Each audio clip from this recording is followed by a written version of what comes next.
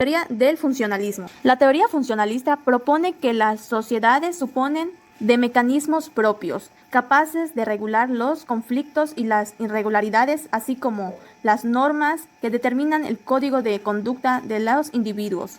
El funcionalismo surgió en Inglaterra en los años 1930.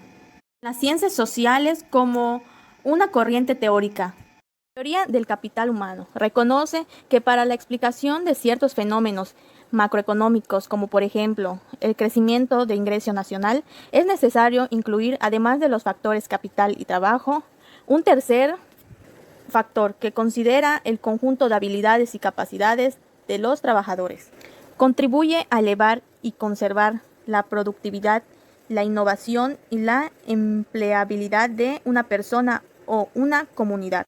Teoría keynesiana, creada por John Keynes en el año 1929. Los supuestos clásicos sobre la mano invisible, como regulador de la actividad económica, la existencia de la competencia perfecta y el equilibrio económico fueron cuestionados por John.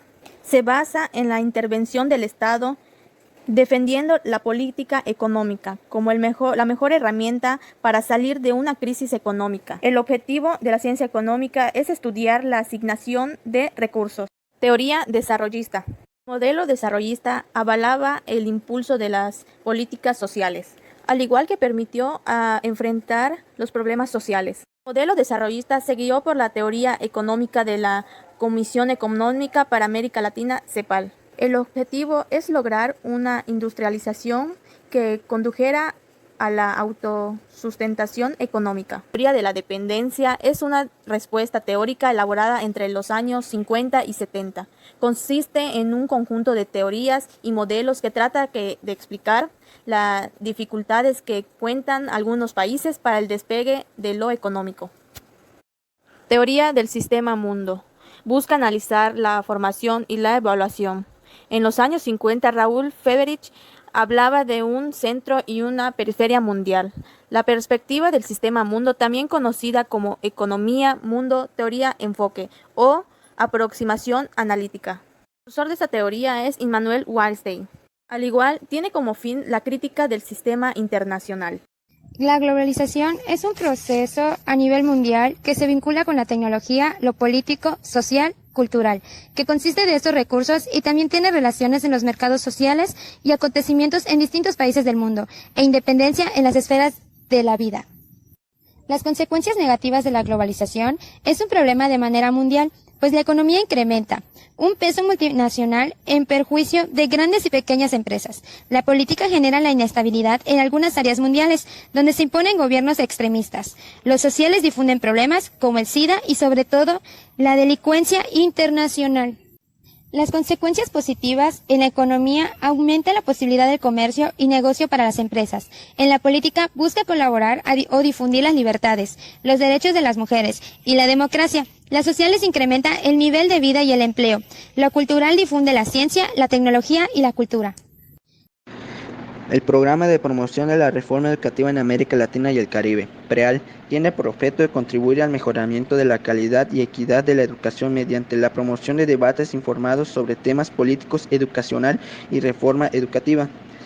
La UNESCO es la Organización de las Naciones Unidas para la Educación, la Ciencia y la Cultura. La UNESCO trata de establecer la paz mediante la cooperación internacional en materia de educación, ciencia y cultura. Se fundó el 16 de noviembre de 1945.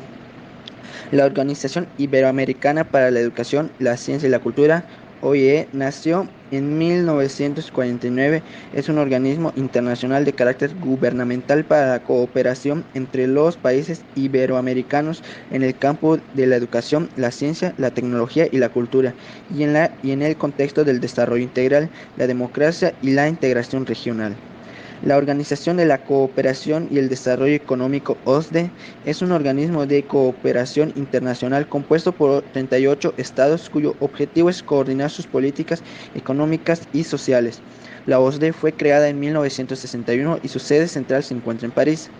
El Instituto Internacional del Niño, la Niña y el Adolescente, IN, es el organismo especializado de la OEA en materia de niñez y adolescencia.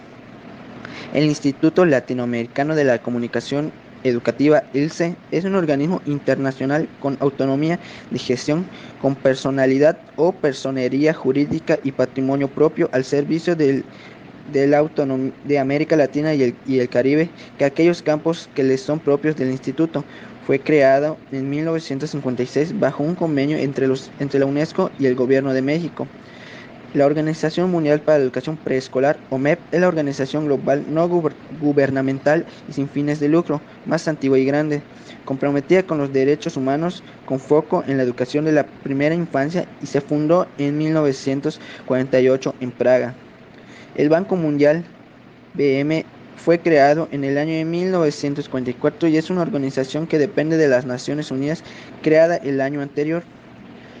El Banco Internacional de Desarrollo, en sus iniciales BID, es una organización financiera internacional con sede en la ciudad de Washington, D.C., Estados Unidos, y creada en el año de 1959 con el propósito de financiar proyectos viables de desarrollo económico, social e institucional y promover la integración comercial regional en el área de América Latina y el Caribe. La Comisión Económica para América Latina y el Caribe, CEPAL, es un organismo dependiente de la Organización de las Naciones Unidas, responsable de promover el desarrollo económico y social de la región. Creado en 1948, la CEPAL se dedica a la investigación económica desde el 1 de julio del 2018. Su secretaria ejecutiva es la mexicana Alicia Bárcena Ibarra. Educación y de América Latina. Demasiados pueblos y muchos pueblos por gobernar, haciendo a su vez muchos gobiernos. Un modelo económico liberal. La corrupción se apoderó de la educación, haciendo un negocio de causando a su vez desequilibrio en las finanzas públicas, privatización de lo público y un desempleo de forma brutal. Que aunque estudiaras una licenciatura u otro grado escolar, al término habría pocos puestos laborales con ingresos de acuerdo al nivel de estudio que acababas de egresar. El gobierno, queriendo posicionar como cualquier otro gobierno en ese momento, su gobierno como la potencia mundial. A su vez, la escuela se identificaba con el derecho a la palabra y con esto logró aplazar la cultura del silencio en la educación de América Latina. Para combatir esta situación, ahora habría que reestructurar, hacer un intercambio de saberes y más flujo de información. La educación de América Latina, que cuenta con apoyo de las organizaciones, pero aún así esta no es suficiente, ya que nos enfrentamos a la analfabetización tecnológica y que aunque el gobierno, organismos, instituciones y todas las dependencias quisieran o otorgan becas, no son suficientes. Los programas del gobierno, que aún así se sigue viendo como un negocio, no es suficiente, puesto que deberíamos de considerar la educación de toda América Latina como una inversión y no como un negocio.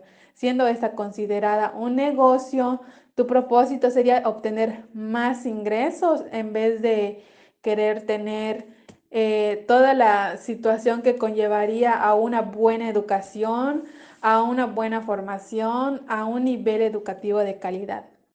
La educación formal en México se sustenta en el sistema educativo mexicano, cuyos niveles son educación inicial, educación básica, educación media superior y educación superior. El sistema educativo mexicano es el conjunto de normas, instituciones, recursos y tecnologías destinados a ofrecer servicios educativos a la población mexicana. No se trata de un sistema estático, sino de uno en constante transformación. El sistema educativo mexicano o la educación en México surge en 1857 y el manejo de la educación es responsable de cada estado. El sistema educativo mexicano surge en 1857.